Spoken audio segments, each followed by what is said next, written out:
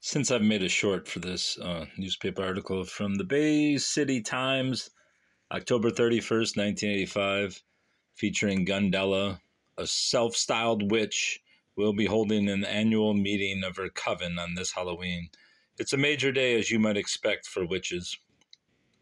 Halloween, there's something in the coven, time, staff, and wire services.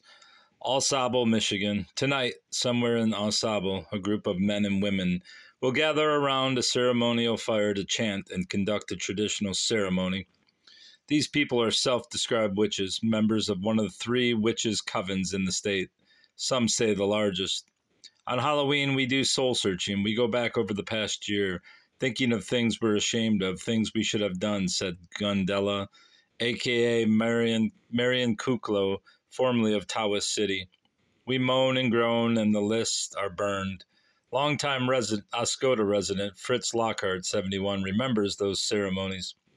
We used to see people going there, he said. I think some of my sisters went there one time and came home laughing real loud. Lockhart said one area family, many of whom were believed to be witches, lived near a cemetery and used to have this meeting around this time of year. Yeah, it's called the Halloween Sabbat.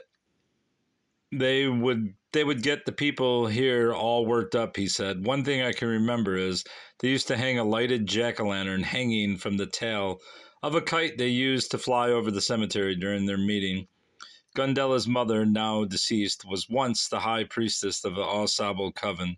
Gundella followed the tradition in 1948 by joining the Ann Arbor Coven, of which her daughter is also a member, Madeline Malig.